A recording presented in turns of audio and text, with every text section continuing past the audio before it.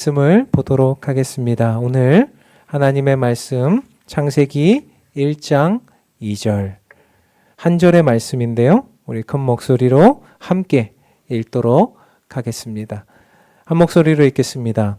땅이 혼돈하고 공허하며 흑암이 깊음 위에 있고 하나님의 영은 수면 위에 운행하시니라. 아멘. 우리는 지난주부터 창세기의 말씀을 보고 있습니다.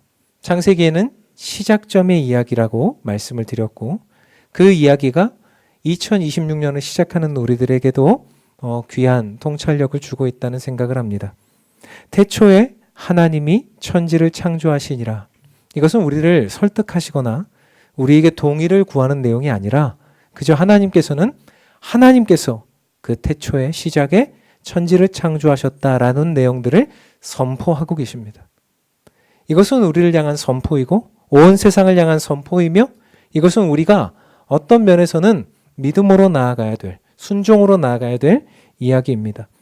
지난주의 내용 속에 우리는 바라라고 하는 창조라는 단어를 살펴보았을 때 이 바라라고 하는 단어는 무에서 유를 창조하는 것. 결국 사람에게 쓰지 않는 단어라고 했습니다. 사람은 무에서 유를 창조할 수 없기 때문이죠. 하나님만이, 창조주만이 무에서 유를 창조하는 바라라고 하는 단어를 쓸 수 있습니다. 더 나아가 태초에라고 기록된 베레시트라고 하는 단어, 특별히 그 안에 레시트라고 하는 단어가 성자 하나님을 바로 가리키진 않지만 성자 하나님을 향하고 있다라고 말씀드렸습니다. 그래서 으뜸이요, 처음이요, 창조의 주역이 되시고 마침이 되시는 예수 그리스도를 향하고 있다는 것에 대해서 말씀을 드리면서 그 창조의 현장 속에 성부 하나님께서 역사하시는 현장 속에 성자 하나님을 주역으로, 창조의 주역으로 삼아 그 일들을 행하고 계시다라고 말씀을 드렸고 그 내용을 지난주 수요일에 요한복음을 통해서 태초에 말씀이 계시니라라고 하는 내용을 통해서 자세히 살펴보았습니다.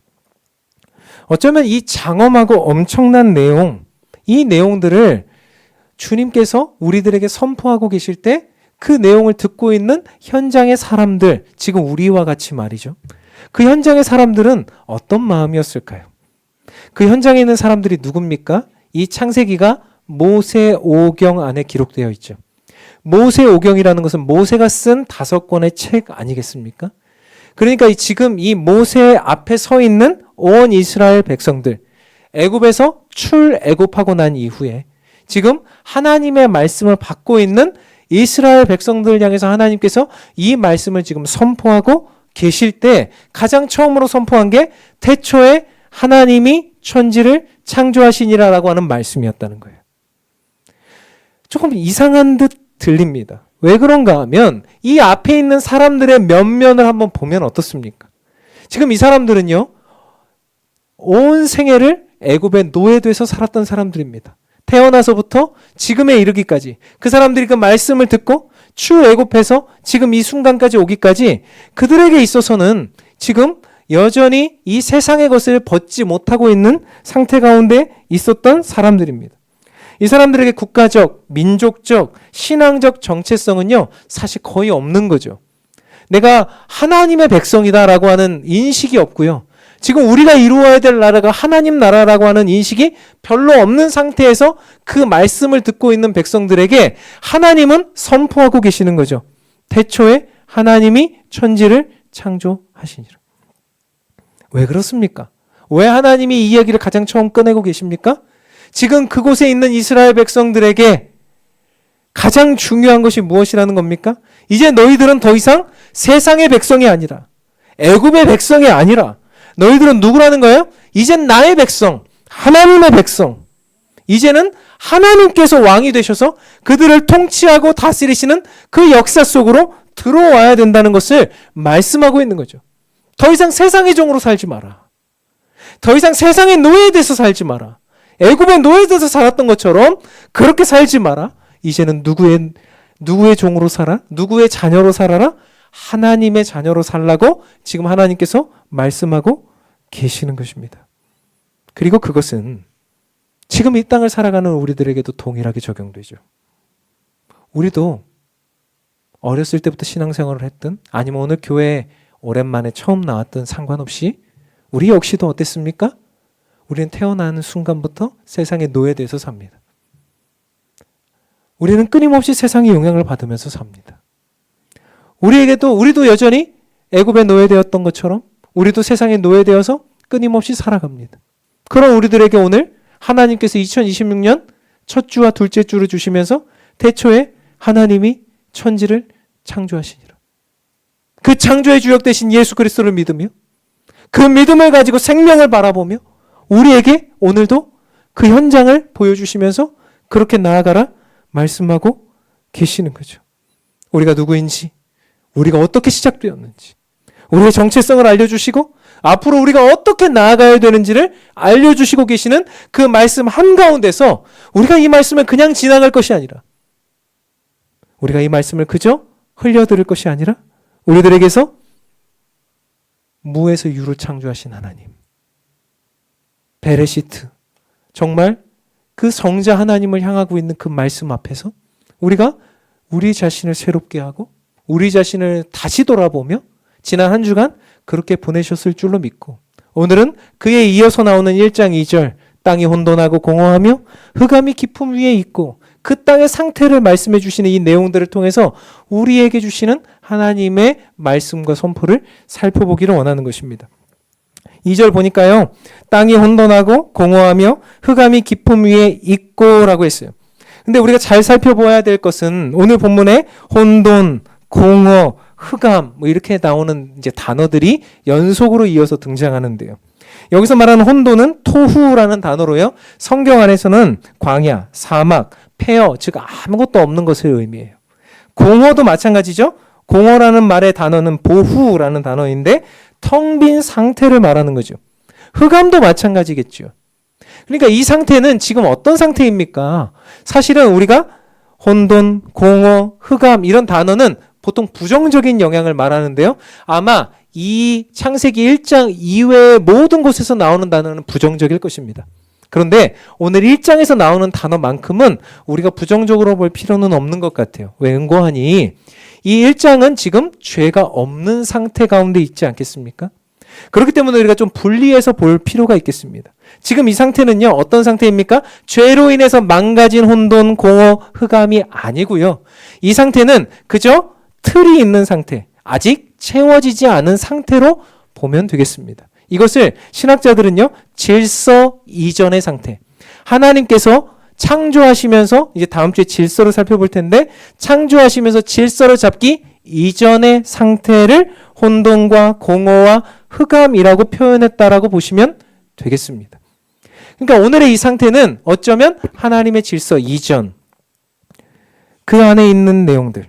그래서 이 안에 있는 모든 내용들 속에서 하나님은 창조의 역사를 극대화시키기 위해서 그 이전의 모습을 보여주시면서 그 이전에 이후에 창조의 질서 잡힌 세계가 얼마나 풍요롭고 아름답고 엄청난 것인가를 보여주시기 위한 대조의 모습으로 오늘 본문을 보여주고 계시다는 거죠. 그런데 우리는 사실 이 상태를 잘 몰라요. 우리는 죄에서 태어났고 죄 중에 살다가 죄 가운데 죽기 때문이죠. 이 상태를 잘 모르기 때문에 이 상태 가운데 있는 비슷한 단어를 쓴 예레미야서의 모습을 우리가 좀 살펴볼 필요가 있겠습니다. 예레미야서 4장 23절부터 26절에 보니까요. 같은 단어를 사용하는데 좀 다른 현장입니다. 우리 한번 같이 읽어보죠. 23절부터 26절까지입니다. 이 배경을 좀 생각하시면 좋겠는데 예레미야 4장은 바벨론의 침공을 앞두고 예레미야 선지자가 예언을 하는 장면입니다. 한번 23절부터 읽겠습니다. 시작.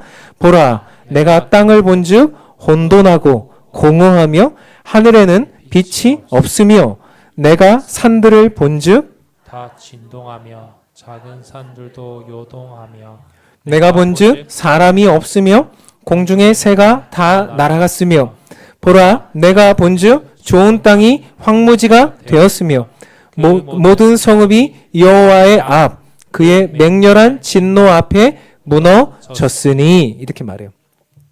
똑같은 단어를 씁니다. 23절 보니까 내가 본즉 혼돈하고 공허하며 하늘에는 빛이 없다는 것은 흑암을 뜻하는 거죠. 근데 오늘 본문의 예레미야 4장은 질서 이후의 모습인데 혼란이에요. 질서 이전에는 텅 빈 것이 채워지지 않았기 때문에 혼란한데 질서 이후에는 모든 것이 채워져 있음에도 혼란합니다. 왜 그렇습니까? 질서가 질서다워지지 못했기 때문이죠. 성탄절에도 분명히 말씀드렸습니다. 우리가 평화롭지 못한 이유가 무엇이라고요? 질서가 없기 때문이죠. 성경은 끊임없이 이야기합니다.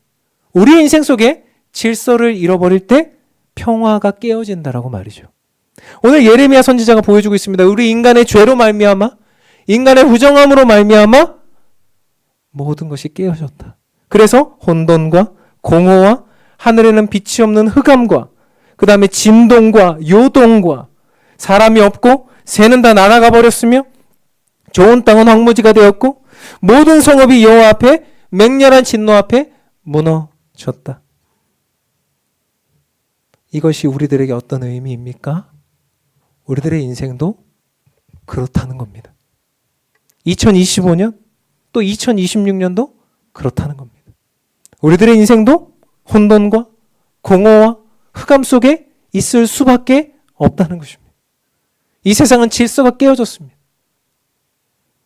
새벽부터 전쟁이 일어나고 수많은 상황 속에서 사람과 사람들이 다투고 싸우는 일들이 있고 끊임없는 상황 속에서 우리는 앞을 알지 못하는 길을 걸어갑니다. 혼돈과 공허와 흑암 속에서 우리는 우리가 어찌할 바를 알지 못하고 걸어가는 현장 속에 있습니다.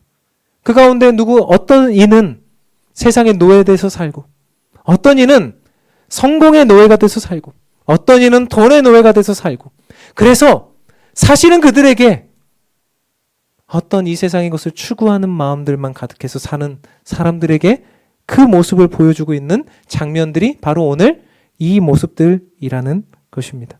하나님 없는 모습, 하나님이 계시더라도 그 질서와 말씀이 온전하게 작동되지 않는 상태가 이런 모습이라는 것이죠. 근데 하나님께서 우리를 그 자리에 그대로 내어버려 두십니까? 아니에요. 아니에요. 그저 세상의 노예돼서 애굽의 노예돼서 살아라. 그저 그냥 그 상태로 죽어라. 이렇게 말씀하시는 하나님이 아니죠.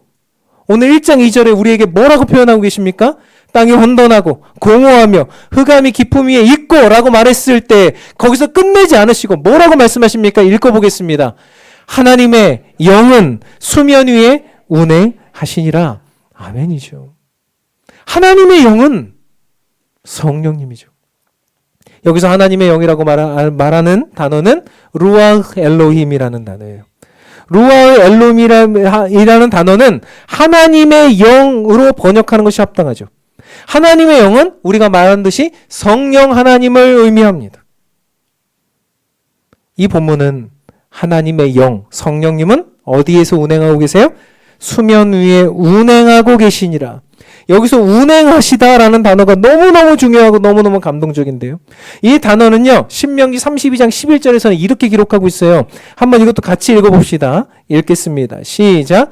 마치 독수리가 자기의 보금자리를 어지럽게 하며 자기의 새끼 위에 너풀거리며 그의 날개를 펴서 새끼를 받으며 그의 날개 위에 그것을 엎는 것 같이 이래요.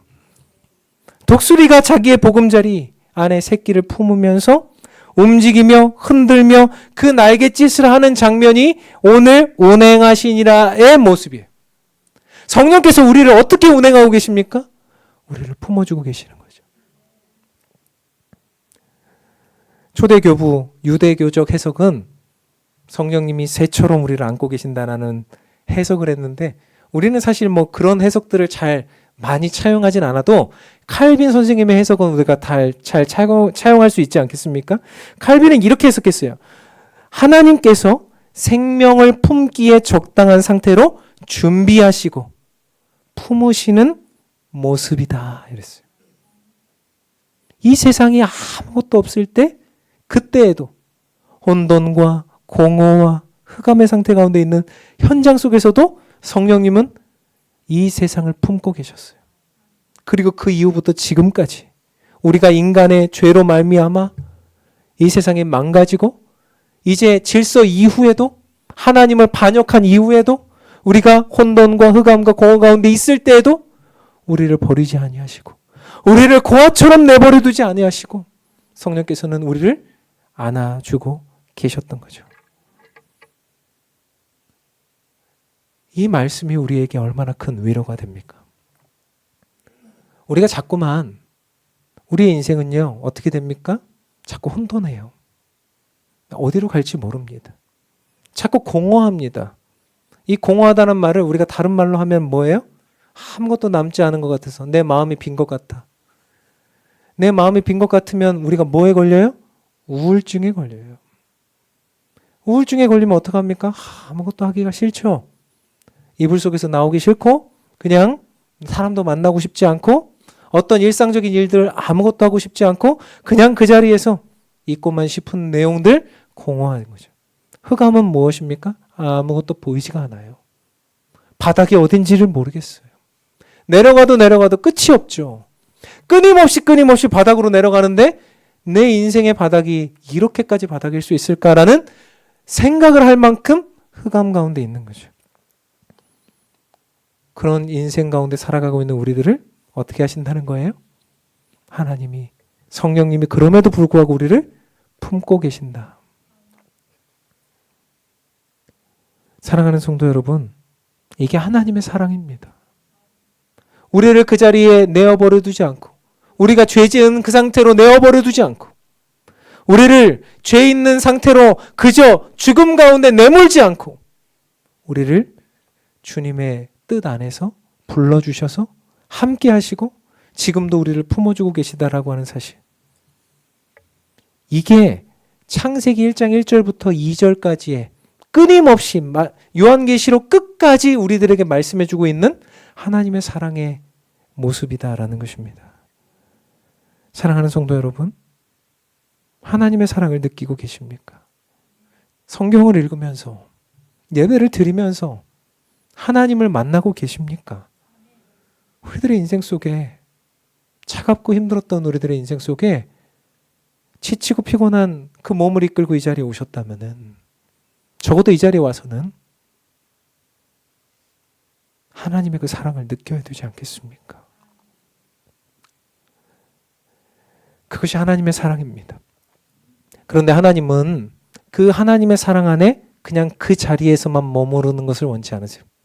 하나님은 우리들을 품고 계시면서 많은 순간 우리들을 품고 난 이후에는 어떻게 하십니까? 이제 우리가 하나님의 뜻 안에서 성령의 뜻을 받아 하나님의 비전을 향해서 달려나가길 원하시는 거죠. 그래서 그것이 품다라는 의미, 오늘 신명기 32장 11절에 보니까 독수리가 자기의 보금자리를 어지럽게 하며 새끼 위에 너풀거리며 날개를 펴서 새끼를 받으며, 여러분 이 내용이요 실제로 있는 이야기입니다. 미국 콜로라도 협곡에 사는 독수리들이요 이런 일들을 해요. 그래서 이제 아이언우드라는 가시나무로 이제 자기 둥지를 만들고요. 그 둥지 위에 가시나무니까 그 둥지 안에다가 깃털 같은 것으로 이렇게 푹신하게 좀 펴서 만들어서 거기다 알을 낳습니다. 그리고 그 알을 거기서 부화시킵니다. 이 알이 부화되고 나면 새끼들이 이제 삐약삐약 거리겠죠. 독수리들이 이제 처음에 막 삐약삐약 거릴 때 이제 독수리 어미가 그곳에 이제 먹이를 갖다가 주면서 이 아이들을, 이 새끼들을 키우죠. 점점점 키웠을 때 얘네들이 이제 조금씩 날개가 돋아나고 그 안에 이제 털도 돋아나고 그렇게 했을 때 색깔이 조금씩 변하기 시작하면 의도적으로 이 어미 독수리는 어떻게 합니까? 잘 품어줬던 이 어미 독수리가, 잘 먹이를 주었던 이 어미 독수리가 그 다음엔 어떻게 합니까? 뾰족한 가시들을 점점 드러내죠. 그래서 이 아이들을 점점 구석으로 몰아내다가 나중엔 어떻게 합니까? 부리로 탁 쪼아요. 그럼 얘네들 어떻게 해야 되죠? 바닥으로 곤두박질 치는 거죠. 바닥으로 곤두박질 칠 때 그냥 떨어지면 죽는 건데 어떻게 합니까? 이 독수리가 활공하고 있다가 내려가서 그 아이를 탁 받아내는 거죠. 그리고 다시 위에 갖다 올려놓습니다. 그리고 이 아이가 조금 힘이 생긴 것 같다 하면 다시 탁 치죠. 그러면 내려가는 거예요. 그러면 또 독수리가 내려가서 그 아이를 날개로 받아주는 거죠. 오늘 신명기가 표현하는 내용들이 바로 그런 내용입니다. 하나님은 우리를 품어주시기도 하시지만 그 안에 머무르는 것을 원치 않으세요. 2026년 주님의 사랑과 은혜를 우리가 받았다면은 이제 어떻게 해야 됩니까? 이제 우리는 더 나은 지점으로 주님이 원하시던 그 나라로 나아가야 되는 거죠. 오합지졸이었던 애굽의 노예되었던 이스라엘 백성들에게 하나님의 말씀과 창세기의 선포를 주시면서 그들이 그냥 그 자리에서 앉아 머무르기를 원치 않으셨어요. 하나님은 그들이 무엇을 하길 원하셨습니까? 하나님 나라를 이루길 원하셨죠. 우리들에게도 같습니다. 우리가 그저 하나님의 사랑을 받고 그저 그렇게 앉아있는 성도들이 아니라, 앉아있는 교회가 아니라 우리들에게 무엇을 기대하시는 거죠? 하나님 나라를 이루어라. 결국 성령께서 수면 위에 운행하시니라라고 하는 말은 품어주시기만 하는 것이 아니라 어떤 거예요? 우리를 향해서 끊임없이 세상을 향해서 하나님 나라를 이루라고 하는 말씀의 명령을 주고 계시는 거죠. 자격 없던 우리를 살리셔서, 자격 없던 우리를 품으셔서 그 주님은 그냥 거기서 살려주신 것만으로도 감사한데 우리가 제대로 된 하나님 나라를 이루길 원하며 그렇게 살기를 원하신 거죠. 그 내용이 성경 곳곳에 있는데 에스겔서 37장 7절부터 10절에도 이런 내용이 나와 있습니다. 이것도 같이 한번 읽어보도록 하겠습니다. 읽겠습니다. 이에 내가 명령을 따라 태어나니 태어날 때 소리가 나고 움직이며 이 뼈 저 뼈가 들어맞아 뼈들이 서로 연결되더라. 내가 또 보니 그 뼈에 힘줄이 생기고 살이 오르며 그 위에 가죽이 덮이나 그 속에 생기는 없더라. 또 내게 이르시되 인자야 너는 생기를 향하여 태어나라.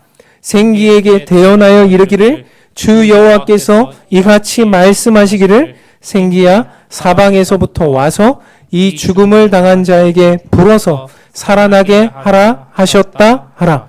이에 내가 그 명령대로 대언하였더니 생기가 그들에게 들어가매 그들이 곧 살아나서 일어나 서는데 극히 큰 군대더라. 아멘. 아멘입니다. 그들이 일어나 서는데 극히 큰 군대더라. 마른 뼈와 같던 우리들에게 성령님께서 역사하셔서 생기를 불어넣으셔서 우리가 이제 제대로 된 하나님 나라의 사람이 됐어요. 근데 그 자리에 머물기 원하시지 않는 거죠. 우리가 생기를 불어서 살아났으면 이제 우리는 무엇을 해야 됩니까? 하나님 나라의 군대가 되어야 되는 거죠.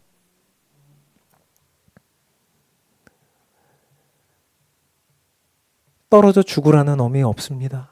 독수리가 그랬던 것처럼 말이죠. 떨어지면 잡아주고 품어줍니다. 그러나 끊임없이 그 자리에 머무르는 것만을 원치 않아요. 독수리는 왜 그렇게 계속 받아주고 있었습니까?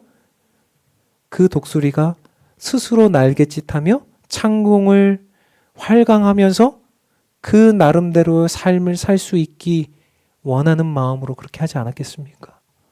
성령께서 우리를 품어주셨을 때 우리가 그저 그 자리에 앉아있는 것이 아니라 우리가 그저 주일에 한 번 와서 그저 어떤 내용들을 가지고 그저 교회 안에서 그냥 그런 정도의 수준을 가지고 나아가는 것이 아니라 온 세상에 나아가 활공하는 독수리처럼 온 세상에 생명을 전하고 온 세상에 주님의 뜻을 전하라고 우리를 이런 말씀을 주시는 것 아니겠습니까? 우리 다음 세대들에게도 마찬가지예요. 그저 그런 시시한 신앙, 그저 누군가를 공격하고 매번 문제를 일으키는 신앙 말고 이제는 성숙하여 주의 뜻을 이루는 신앙으로 세워지기를 원하는 거죠. 그렇게 주님은 성령께서 역사하시는 이 현장을 보여주시면서 더 나아가 이제 예레미야 선지자가 보여주었던 것처럼 그 현장 속에 그 이후에 그 망가졌던 현장 속에 예수 그리스도께서 오셔서 십자가와 부활로 역사해 주신 새 창조의 역사를 이루신 그 역사의 현장을 우리들에게 총체적으로 망라하여 보여주시는 현장이 오늘 창세기 1장 2절의 시작점이라고 우리가 보는 것입니다. 사랑하는 성도 여러분, 우리는 어떻습니까? 지난 주간에 우리는 어땠습니까? 우리가 하나님의 선포의 말씀을 듣고 새로워졌습니까? 아니면 여전히 그대로 있었습니까? 오늘의 이 내용들을 듣고 성령님의 따스함을 느끼며 새로운 힘을 얻으십니까? 아니면 여전히 그대로이십니까? 사랑하는 성도 여러분, 우리 개인의 능력이 아니라 하모니를 이루어 이제는 주님의 나라를 이루는 사람들이 되어야 할 것입니다. 하나의 이야기를 하고 마치려고 합니다. 한 오케스트라가 있었습니다. 연주자 한 사람 한 사람의 능력이 꽤 뛰어난 사람들이었습니다. 꽤 뛰어난 사람들이 모이면 훌륭할 줄 알았는데 그렇지가 않았습니다. 이 사람들은 자기 박자, 자기 해석, 자기 감정대로 연주했기 때문이죠. 사람들은 이렇게 말했어요. 실력은 괜찮은데 음악은 엉망이네. 그들은 하모니를 낼 줄 몰랐어요. 그런데 이들에게 어느 날 지휘자가 왔습니다. 1937년 MBC 방송국이 그 사람들을 모아놓고 지휘자를 그곳에 임명했는데 그 사람의 이름이 토스카니니예요. 세계적으로 유명했던 토스카니니가 그 오합지졸과 같던 사람들에게 지휘자로 갔을 때 이렇게 이야기했습니다. 당신들은 지금 조화를 이루지 못하고 혼란을 이루고 있습니다. 당신들이 할 것은 한 가지입니다. 오직 한 가지만 하면 됩니다. 악보를 보십시오. 그리고 나를 보십시오. 딱 한 가지만 요구했어요. 악보를 보세요. 그리고 나를 보세요. 여러분들 개인의 능력이 아무리 뛰어나고 여러분들이 가진 경험이 아무리 많아도 다 내려놓고 다 무시하고 악보를 보세요. 그리고 나를 보세요. 내가 조율하는, 내가 하모니를 이루는 내 지위를 보세요. 그리고 음악을 낼 때, 음을 낼 때는 악보를 보세요. 몇 년 후 이 오케스트라는 세계에서 가장 정교하고 일치된 하모니를 가진 오케스트라가 됩니다. 어쩌면 주님께서 땅이 혼돈하고 공허하고 흑암이 깊음 위에 있고 각자마다 다 뛰어난 사람들이 모여서 교회를 이룰 때 얼마나 많은 음악들이 있겠어요? 얼마나 많은 소리들이 있겠어요? 근데 그것이 혼란이라는 거예요. 조화가 아니라는 거예요. 하모니를 이루지 못하더라는 거예요. 그래서 주님이 오늘 우리에게 한 가지만 하세요, 여러분. 이렇게 말씀하시는 겁니다. 뭘 하라는 거예요? 악보를 보세요. 교회의 악보는 무엇입니까? 성도의 악보는 무엇입니까? 성경이에요. 성경을 보세요. 그리고 교회의 지휘자를 보세요. 지휘자는 누구입니까? 우리 예수님이죠. 예수님을 보세요. 성경을 보고 예수님을 보면 우리는 하모니를 이룰 수 있을 것입니다. 라고 말해요. 하나님 나라를 이룰 수 있을 것이라고 말해요. 하나님은 하나님의 영은 수면 위에 운행하고 계시죠. 지금도 이곳에 운행하고 계시죠. 성령께서 우리에게 운행하셔서 한 목소리를 낼 수 있도록 그 하모니를 이룰 수 있도록 이미 운행하고 계시는데 우리는 꽁꽁 마음의 문을 닫고 아무도 그 말을 듣지 않죠. 그러니까 다 자기 소리 내는 거죠. 창세전부터 우리 하나님께서는 그곳을 운행하고 계셨고 창세 이후로 지금까지 성령님은 우리를 운행하고 계시는데 그리고 우리를 품어주고 계실 때 더 나아가 품어주시는 것뿐만 아니라 우리를 훈련시키셔서 성령의 감화 감동으로 말미암아 이제는 우리가 살아있는 군대가 되길 원하시는데 사랑하는 성도 여러분 이제 그렇게 주님의 뜻을 따라 나아가길 원합니다. 창세기 1장 1절과 2절의 선포를 통해서 안아주시는 성령님, 훈련시키시는 성령님, 우리와 함께 하시는 성령님, 그분을 믿으면서 이번 한 주간을 살아갈 때 우리가 이루어야 될 하나님의 나라 생각하면서 그렇게 담대하게 세상을 향해 나아가 그곳에 빛을 비추고 생명을 비추어 그곳의 혼란과 흑암을 다 잠재워내고 주님의 뜻을 이루어내는 저와 여러분 우리 교회가 되기를 주님의 이름으로 소원합니다. 찬양하고 기도하겠습니다. 이 찬양은요 이런 가사가 있습니다. 허무한 시절 지날 때 깊은 한숨 내쉴 때 그런 풍경 보시며 탄식하는 분 있네. 땅이 혼돈하고 공허함의 흑암이 깊은 가운데 있고 예레미야 선지자가 말했던 혼돈과 흑암과 공허함이 있고 우리의 죄로 말미암아 있었던 그런 내용들이 있고, 그런데 이 가사는 이렇게 말해요. 고와 같이 너희를 버려두지 않으시는 주님, 성령님, 우리를 고아처럼 버려두지 않으세요. 우리 아버지 되시고 우리의 주인 되셔서 오늘도 우리를 이끄시고 세상에 우리가 살아있는 그 현장에, 공동체에 하나님 나라 이루기 원하시는 거죠. 이 찬양하면서 그런 소망을 꿈꾸며 찬양합시다.